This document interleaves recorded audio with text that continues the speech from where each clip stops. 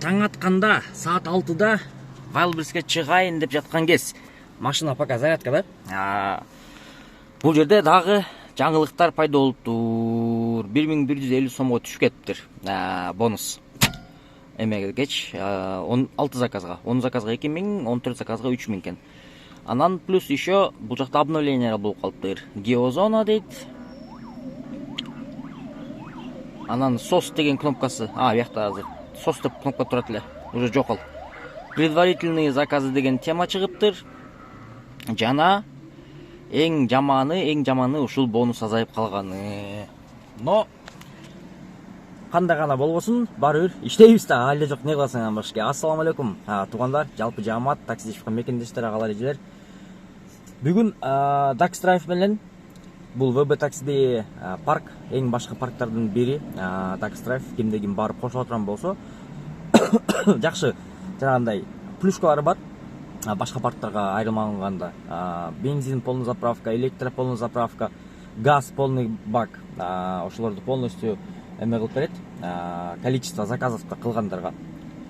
Биз бүгүн 14 заказды кылган аракет кылабыз. 14 заказды саат канчада баштап туруп канчага чейин бүтүрдүк. Ошол 14 заказдын ичинде канча сом болду, 14 заказ кандай заказдар болду жана 14 заказ менен в итоге канча сом таптык деген вопростун артынан бүгүн изилдейбиз. Ошол үчүн Вайлдберриске чыгамын, Вайлдберриске иштеймин, Вайлдберристе кандай болуп атат экен деп суроого жооп таппай жүргөндөр ушул видеодон бүгүн табасыздар. Буюрса, азыр зарядкадан 10 мүнөттөн зарядка болот, анан кийин линияга чыгабыз дагы жумушту баштайбыз. Километражды под обновление кылабыз. Как положено, шлагбаумга бир остановка калган жерден Актилек деген эме май алмаштырчу жерде Church 24 бар, ошол жерден жумушту баштайбыз. Так, ошентип атып заказга келдик. Завершать этебиз заказды 277 сом болду бул поездка.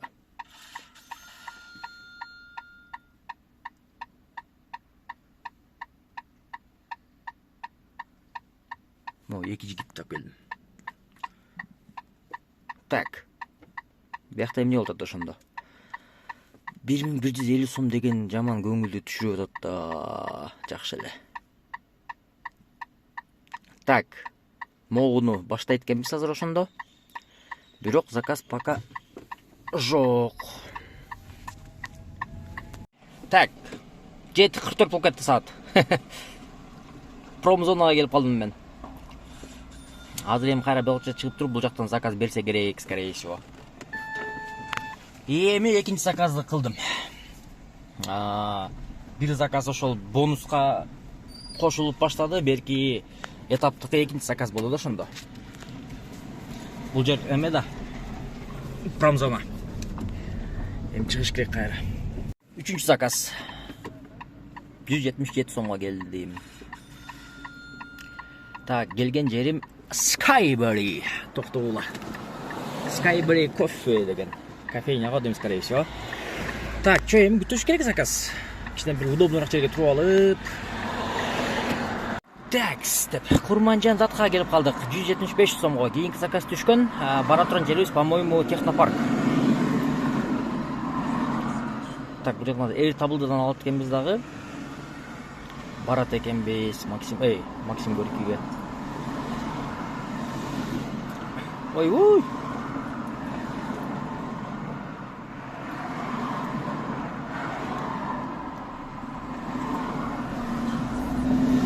Кеттик. Так, 9:11 өттү. Ошентип бул заказды алып келдик. 248 сом, безналичный расчет. Брат тап келдим.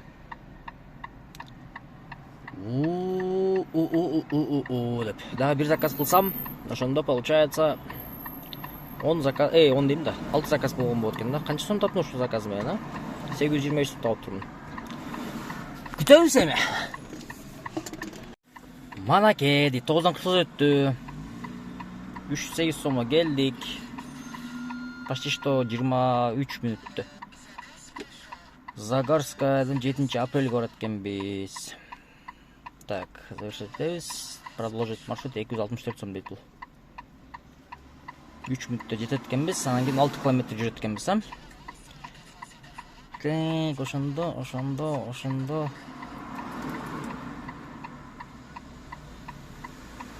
Медоскан дейт. Кайсы болуп калды ошондо бул?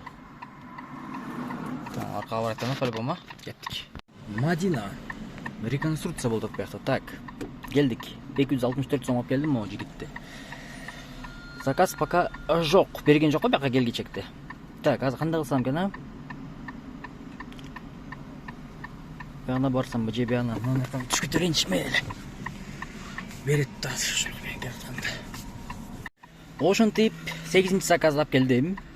Так, саат 10:30 болду. Заказ пока жок. Күтүп атам. 14 эмес, 10 эле заказ калды ошем. Ото колумда чөтө мына заказдардын количествосуна буралмай калгандычы. Аны күтөрөлчү, болуп калыптыр азыр. Wi-Fi жакта турам. Так, ошентип бул 9-чу заказ болду. Завершать эту поездканы. Так, статистика. Заказы 9 болду мынакей. Доход канча болду? Доход болсо 1576 сом болуптур. Магазинге кирип суу алып алайын дедим эле, жетишпейт экен мына.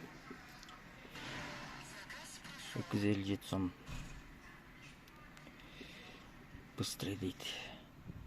Так, бара турган жерибиз.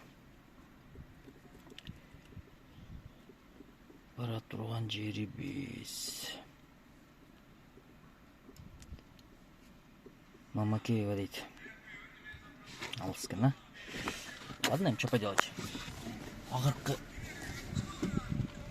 Акыркы заказ 10-чы кызы менен бүтүрөм ушу мен. Саат 11:30 барып кайтканда получается, примерно где-то. Так, короче говоря, келдим 10-чы заказга. Мен азыр эме кылайын. Жакшыраак бир жерге барып туруп, анан кийин толук көрсөтүп, канча сом чыкты, канча километр жүрдүм, канча эме болду. Так, 11:30 короче бүткөн болом эмес учу.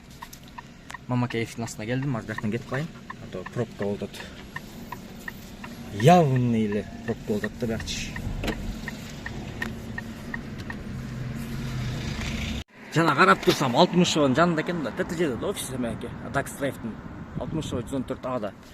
Как раз жака келип калдым, азыр ичине кирип мен тартып коеюн, жанагы телефондорду, регистраторлордон кийин жанагы канча заказ кылганга эмне болгондорунчу полностью толук маалымат алып туруп, азыр ушу кирип туруп ичиндеги иштеп аткан балдардан полностью тартып силерге маалымат берип коеюн. Так, бүгүнкү күндүн немеси кеттик.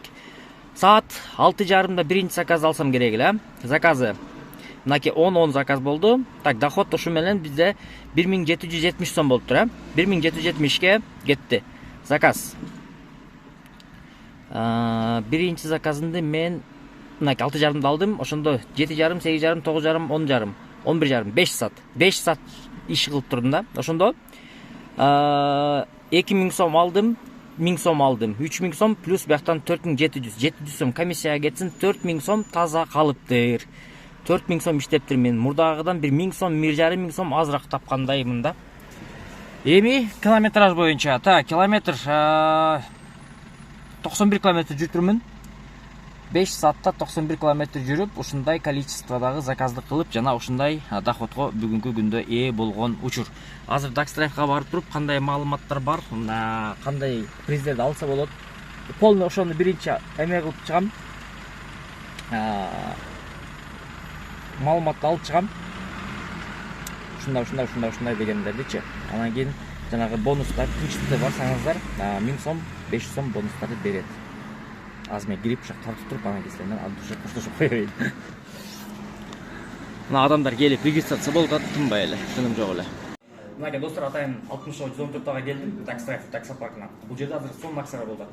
Регистратор утуш үчүн 198 заказ кылыш керексиңер, телефон утуш үчүн 330 заказ кылыш керексиңер. Бирок бул жердин условиясы жума сайын өзгөрүп турат, ар 10 күн сайын. Бирок стабильный акциялар азыркы учурда топливо. Бул деген нерсе газ полный заправка, бензин полный заправка жана электрозарядка 2 жолу толук зарядкаларга. Бул условияны утуш үчүн 33 заказ кылыш керексиңер, 3 күн катарынан 33 заказга алып. И плюс мойка 19 заказ, тоже 3 күн подряд. Эртең менен кылсаңар, жанагы бонустарга эме кылыш үчүн.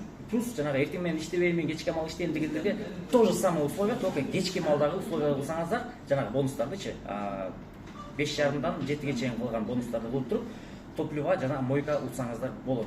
Азыркы учурда ушул эки акция стабильный болуп атат жана ушул акцияга кошулуп туруп бонустар дагы бар. Кимде ким кайра эле тынчтыктан келдим десеңиздер, сиздерге 500 сом бонус жана 1000 сом бонус ута турган возможностор бар. Буйруса мынакей өзүңүздөр көрүп турасыздар, регистрация кылган адамдар келип атат, катарынан очередтер турат. Барлыгыңыздар келип 60-114 Даксрайт кошулуп иштеңиздер. Короче, одним словом, жанагы 60-дан чыккандан кийин Яндекстин бонусун алышым керек да, ошо Яндекстин бонусун урайын деп, анан кийин жанагы 5 тамга деген аккаунтум бар, ошол аккаунтка Инстаграмда тамактар тартам да. Ошол тамактар тартайын деп. Бул эмне? Жөнөп отурушат. Тамактар тартайын деп эме кылдым да. Жанагы Малик деген эме бар го, ошого келип, ошол жерден 3 крылышки алып, эме кылып туруп, обзор тартайын деп келген кезим. Ушундан кошо ушундай эмеге видеолордун арасына кошуп тарпасам, а то көбүңүздөр мындай одно и то же дегендей сыяктуу болуп кетет да ошого. Кантип тартам жана кандай отзыв кылам деген эмени. Ассаламу алейкум, Кыргызстан бай тамакка жана крылышкага демекчи. Бүгүнкү менин крылышки кыла турган обзор бул Малик фастфуду. Комментарийге бирөө эмес, бирден көп комментарий окудум, ушу Маликке бар жеп көрөр дегенденчи. Короче, бул жака келип 3 крылышка алдым, 175 сом экен. Острый, не острый бар экен. Мен не острыйын алдым. Башында айтып коеюн, бул Малик деген жанагы эмеде, могу Дордой жактагы Малик деген точкасы экен. Реклама эмес. Албетте өзүм келип, өзүм акчама сатып алып эле жеген кезим. Просто ошондо көңүл айткан үчүн атайын Дордой жака келип, алып жеп аткан кезим. Мага упаковкасы жакты. Мына карасаңыздар, упаковка аябай сонун экен. Мындай ушинтип крафт пакетке салып, мондай крепеждер менен кылып. Так, ичинде салфетка салып берет экен, анан кийин могундай дагы бир коробочкага салып берет экен. Ысык, бирок ысык. Так, буну эми муздатып эле тартсам болот өзү негизи, но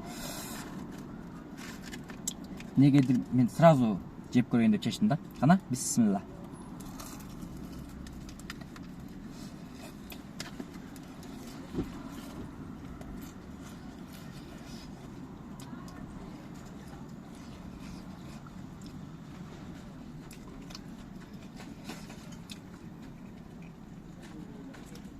Панировкасы спецификалык запахы менен майдын күйүп калганы.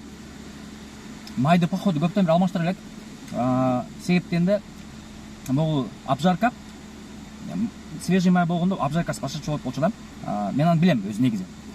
Бул чын эле сөз. Так, кляры получается фастфудный кляр, домашний эмес. Даамдылыгы эттин эмес, мындай уплотненный экен, жакшы эт. Акыркы киргизген этке караганда жакшы эт. Бирок могу панировкасы бул походу мен түшүнүгүм боюнча бул ошо Маликтин эмес окшойт. Собственный рецептурасы окшойт. Себеп дегенде могу